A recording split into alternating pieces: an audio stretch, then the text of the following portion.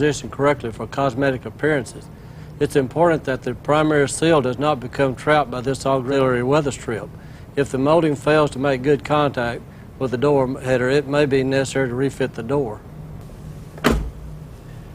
At this point, I'd like to introduce Cliff Russell. Cliff is one of our body fit technicians, and he'll tell you how to correct wind noise at the primary door seals. Another source of wind noise could be the primary door seal. Before you do anything, you need to check the door primary seal for enough compression. There should be continuous contact between the primary seal and the door around the perimeter of the door openings. This can be checked by laying a dollar bill over the primary seal and then shutting the door to pinch the bill between the seal and the door. Now, when you try to pull the bill out, you should feel some resistance. If the bill pulls out easily, there is not enough seal compression to prevent a wind noise.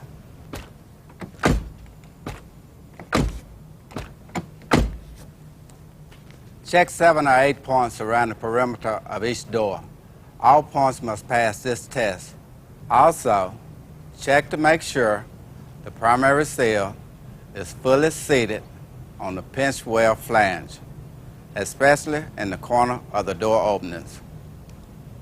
The door must have a proper gap of about 4 to 6 millimeters between panels. The seal must have full contact around the door perimeter, but overcompression of the weather strip could increase the door closing. The powder test is another way to check the compression of the weather strip. First, apply masking tape to the door garnish molding to facilitate cleanup, and then apply tracing powder to the seal surface on the door. There should be a transfer of powder onto the primary seal where there is adequate compression. A board in the powder transfer identifies the wind noise pass. Since this board is very localized, it may only be necessary to adjust the flange. If you have a door that looks good in the opening, but you still have a wind noise or a seal leak in the precipitate area, remove the primary weather strip and bend the pinch weld flange outboard to increase compression. Make sure to check closing effort and adjust the flange as necessary. You don't want to trade a wind noise for a hard closing effort. If you do need to move the door to obtain a good fit and proper weather strip compression, refer to the door fit procedures that are outlined in the Roadmaster service manual. Then, after you make your adjustment, check the door again to make certain the door still looks good in the opening and that the wind noise path has been eliminated. Now, John is going to cover the FENDER-TO-BODY hinge pillar wind rush concerns. The next area you can look at is a hinge pillar.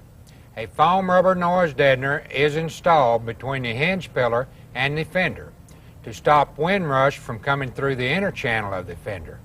If this piece is not positioned correctly, you might hear wind rush at the base of the A-pillar. Check both the upper and lower plastic noise deadener alignment. If these are mispositioned, you could get wind noise up through the A-pillar. Reposition it with a hook tool.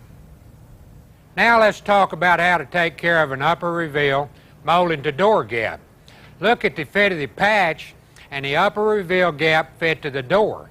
We have created two defects on this door to illustrate conditions I'm going to describe. You need to be sure that there's no gap between the door sheet metal and the front edge of the mirror patch and the upper door reveal molding. A gap to the door sheet metal may be caused by weld distortion on the attaching flange, so you may have to remove the molding and straighten the flange. Slight gaps are acceptable in the mirror patch area as long as foam is visible in the gaps. If the gap at the mirror patch to the upper reveal is more than 3 millimeters, remove the door reveal molding and reposition it to close it up. Another wind rush source in this area can be caused by mismatch between the mirror and the reveal molding. There should be a smooth transition from the upper rear corner of the patch to the upper reveal molding at the point where the two parts join. If the upper reveal molding is outboard of the patch, a step is created which causes wind rush. To correct the step condition at the upper reveal to the door patch area, you may have to remove the door pad. If so, reposition the mirror at the attachment screws. This will allow you to access the mirror patch and reposition it. And that should take care of it. Ken, would you like to tell him what to do about a wind noise at the run channel? Sure, John. Wind noise complaints may be caused by a poor run channel fit to the door frame. To correct this, lower the front glass and pull the run channel down and outward from the door header frame. Remove the foam patch inside the upper rear corner of the door header. Fill the two cavities in the door frame with sealer. Install the foam patch back into the door header. Run a bead of bedding and glazing compound around the inboard edge of the retainer. Then spray the run channel with glass cleaner to ease installation back into the door header.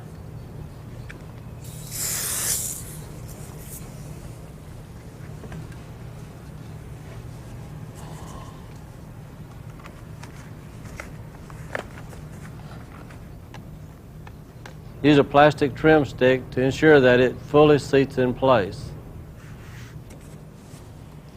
Perform this on any of the other doors if you suspect that they are contributing to wind noise.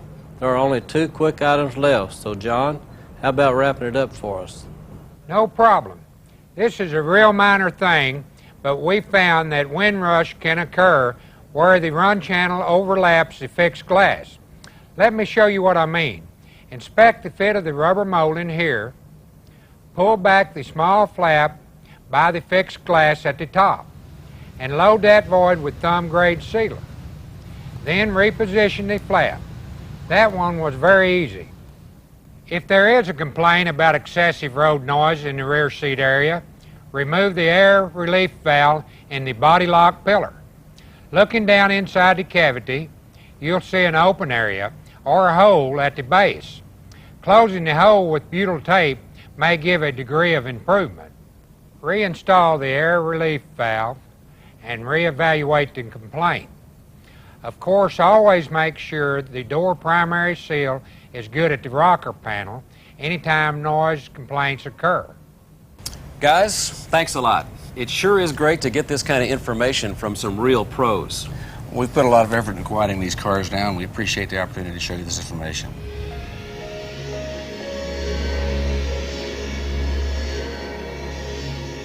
Now I'd like to introduce another Roadmaster expert, Kathy Vitrone. Kathy is the water leak engineer here at Arlington. Hi, Kathy. Hi, Chuck. I help improve the build process so that we can prevent water leaks. Now, I'm only one person.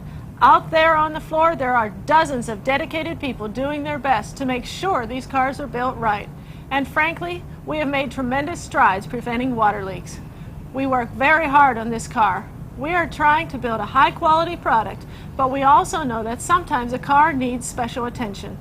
Water leaks are sometimes difficult to find and fix. It can be a very frustrating experience. I know what you're saying, Chuck. However, if you allow me to show you a few techniques and hints, I believe it can be a lot less frustrating for the technician.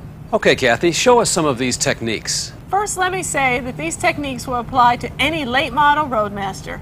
Let's start with a B-pillar to roof water leak. If a customer has a leak at the top of the B-pillar, it could be caused by a metal mismatch, gap, or a spot weld pinhole in the B-pillar joint. Even though the welds are structurally sound, one tiny pinhole can cause a leak. The left side of the wagons have been our biggest problem. We started adding butyl tape at the beginning of April in 1995 to ensure a perfect seal. So if you want to check for a leak in this area on a car built before that, have an assistant run water on the top of the B-pillar area while you watch for a leak. I'd like to introduce Tim Webb. His job is to water test vehicles and root cause any problem. Production is notified if the leak exists, and we work back to the area where the problem originated. Tim will help me with this demonstration. First, he removes the auxiliary weather strip. Then he will dry the exposed seam. Inspect the flange for pinholes, gaps, or metal mismatch, and fill with thumb grade